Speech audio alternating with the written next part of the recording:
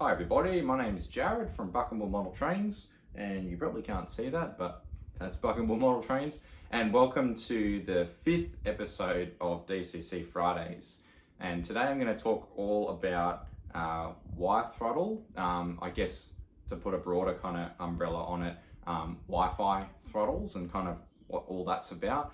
For me, I'm just going to show a little bit of a demonstration and kind of how WiThrottle works, which can be used on Apple iPads, Apple iPhones, Apple iPod Touch or something, if you've still got something like that, but all the kind of devices.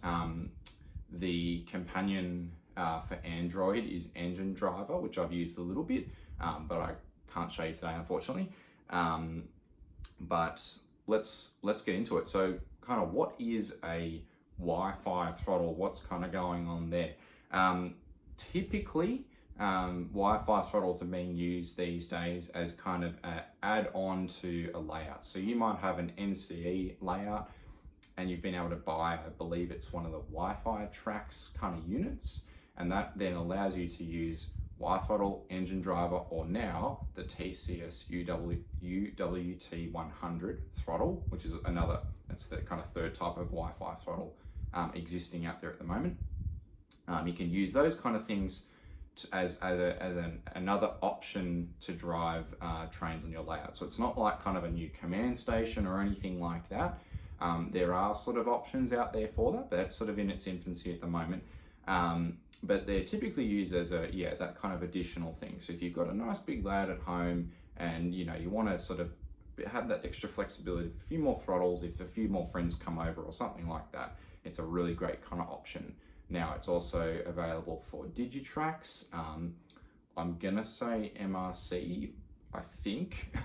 But basically though, I'll talk about Digitracks. Digitracks, you can use this device they call an LNWI, which is a little box similar to that Wi-Fi tracks option for NCE, where it's kind of a physical box that kind of interfaces into your layout and things like that.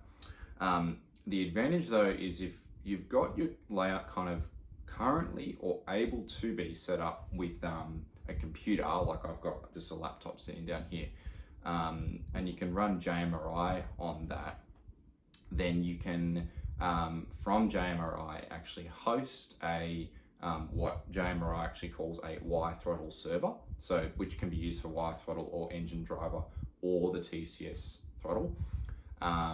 You can then, if your system is able to connect via that way, then you're fully open and free to do that.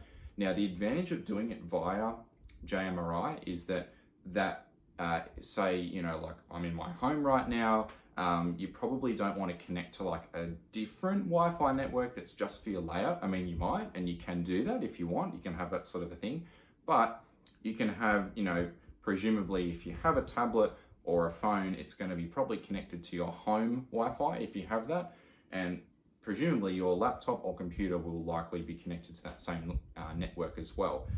By having the JMRI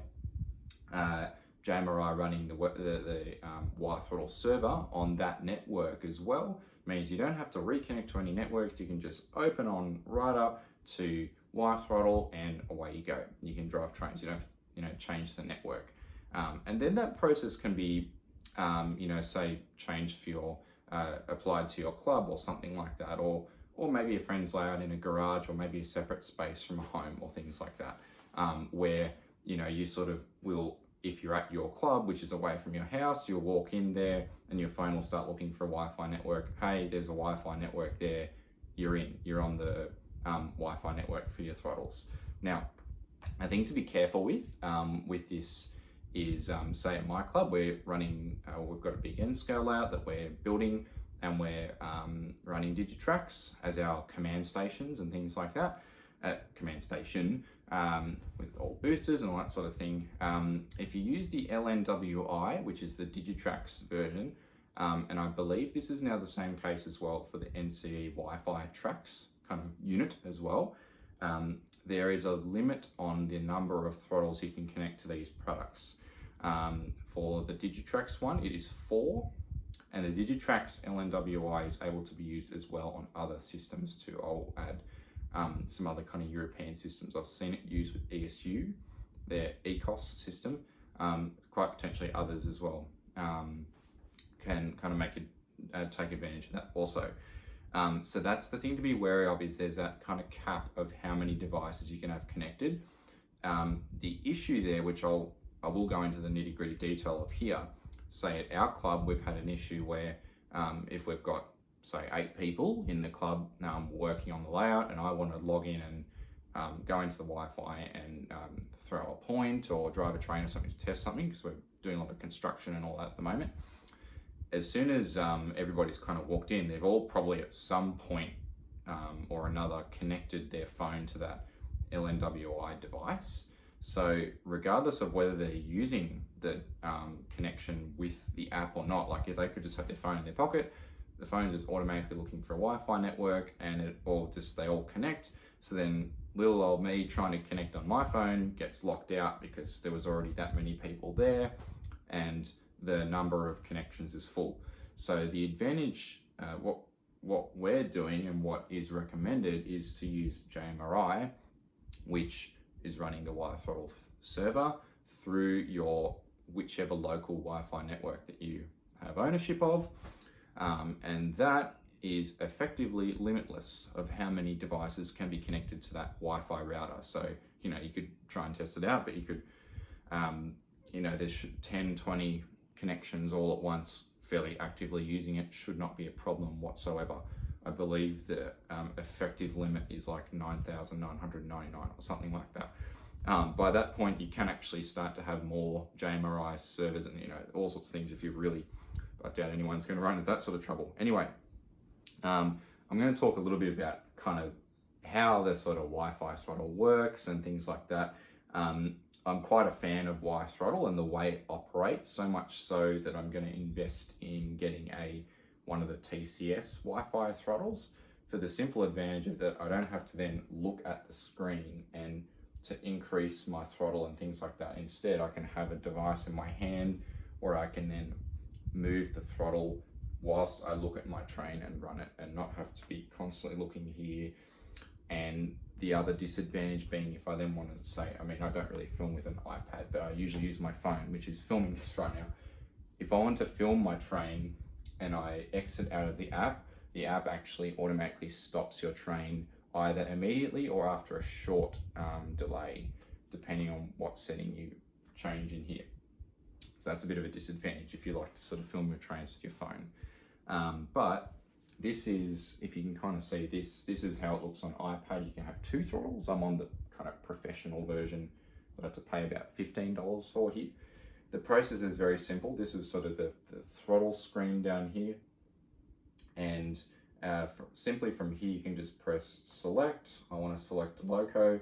Now, if you're into rosters and things like that, you should see, and after you've entered in a lot of locos and stuff over time, there's going to be a recents list. So you might go, oh yeah, I can see my train there that I recently used that. And then it's a matter of just hitting set. Now, you can use it very kind of manually. That was on recent. You can use it quite manually, like any kind of, throttle, like one of these kind of funny old things, by simply just, okay, so I've got 3802 on the layout, I'll just 3802, and then I hit set, which is fairly self-explanatory. If I want to get rid of it, I can press, if I did it wrong or something, I can press release, and now it's gone. That will be, so if I hit select, let's go back 3802 set. Now if you come back over to here, you can see it's green, and then we can, it's layout power's off currently, but we can then go, okay, cool, we can drive, and we've got all of our functions here that we can scroll down through, and then off to the left here, this is point accessories and things like that.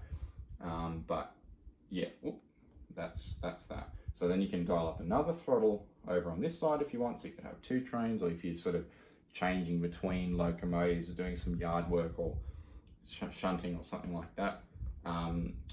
Yes, now this is back in the address screen. So throttle is pretty well self-explanatory. Yes, if you want to change direction, you either press reverse or forward, and then this little arrow thing changes. In the settings, which is the other tab down here, you can change what that looks like. It's sort of two options.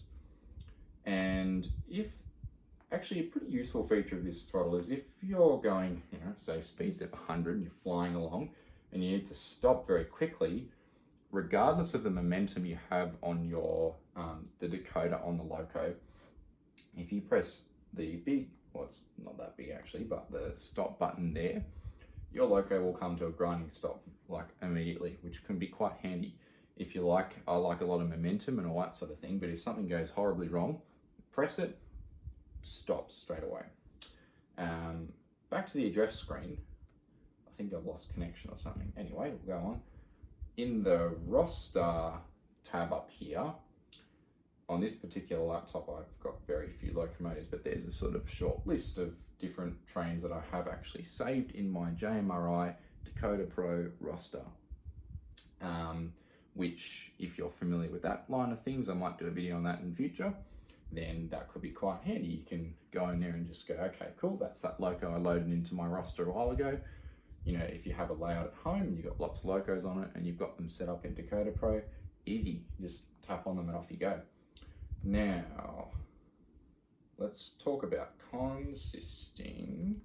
I'm just going to restart this because it has died. Okay, we're back. We're back. So, if I say I want to consist, I've got a 38 class here on the layout. I'm going to select it. If I then say I wanted to be really fancy and have a 36 class double heading with it or something, for argument's sake, it's as simple as then tapping, okay, so either tapping on it here, or I'll actually do it manually here and go, okay, I'm going to want to add 3609. And if I want to add it to what I've already got selected up here, I press add, and then it comes up with a thing saying set relative direction. So is 3609 normal? Is it facing the same way as the 38 on the layout, or is it in reverse? Okay, well, it's probably, if we're double heading, it's probably facing forward, so I'll hit normal. And then from there, if I go, so I can see here 3802 plus 1. If I go back to the throttle here, I can now see 3802 plus 1.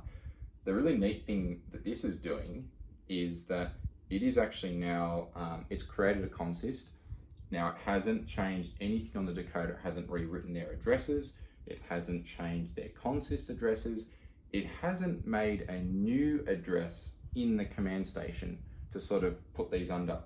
It's actually driving two things at once simply and just doing the exact same thing for both locos, which I believe some other systems do potentially.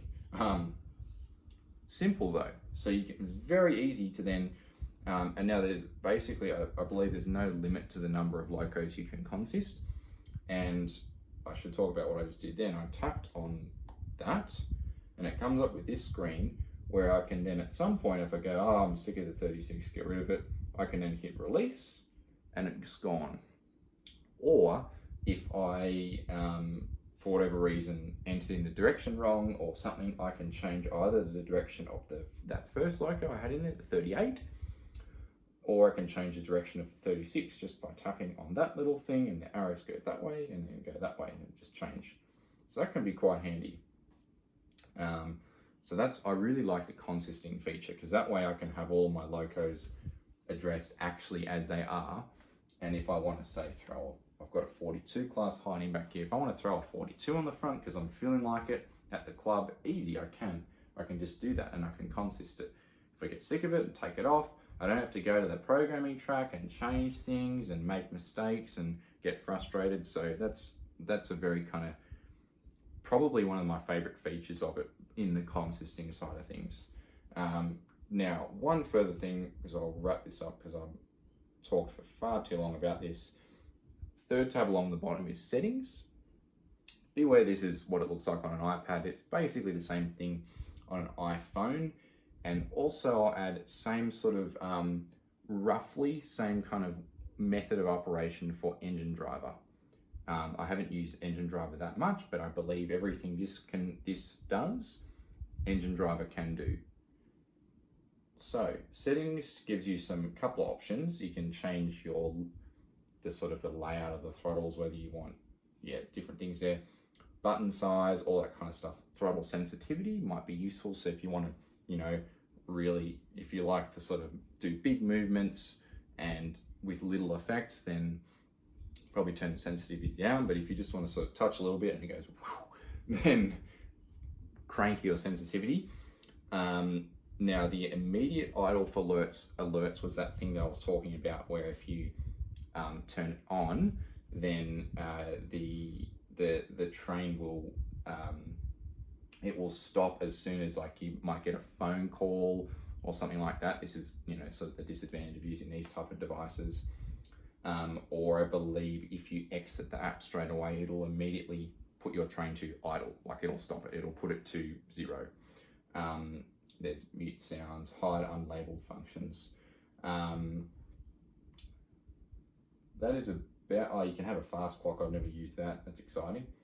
The other important thing, if you have a certain layout where you kind of like mine with a DR5000, if you need to turn the track power on every time it starts up, which is what this unit does, it starts with the track power off by default. This can be quite handy if you say have hidden your DR5000 under your layout somewhere where you got to crawl in all the way under and then press that button. You can actually come in here and then just hit track power, and now my track power is on. I've got the 38 steaming away, so that's quite handy. Yes, the thing I was going to talk about was the final thing. I'll leave it here. The final thing that I really like, if you've made it this far, is if you're using a JMRI roster with all your locos in Dakota Pro, there's a way, I'm not going to sort of show you now, but if you're really stuck and you can't, you can find sort of tutorials online on how to do it, JMRI kind of literature. But you can go into each locomotive in your Dakota Pro roster and you can actually change the functions. Like, so for instance here, if you can see, that's the FO says light. So it's pretty, function 0 is pretty much always used for a light, right? But say for me, I might have F8 as my sound on off, or F2 as, horn whistle. So for each locomotive, say like the 38 class, I've changed it in the other system that I use. I've changed it on the roster so that F2 shows as whistle rather than sort of F2. So if you've got sound locos, particularly with a lot of functions, and you haven't quite been able to standardize them, or like me, you've got some steam locos and diesel locos where it changes a bit, you can actually go in there and change these function labels so it says, okay, engine on off, sound on off, all those sorts of things, which is quite handy. So I'll leave it there. Thanks for sticking around. And if you've got any more questions about Wi-Fi throttles, which I kind of like, and you want to know more about, then let me know. And if there's anything else you'd like me to cover that I haven't covered so far, let me know. And thanks for watching. Cheers.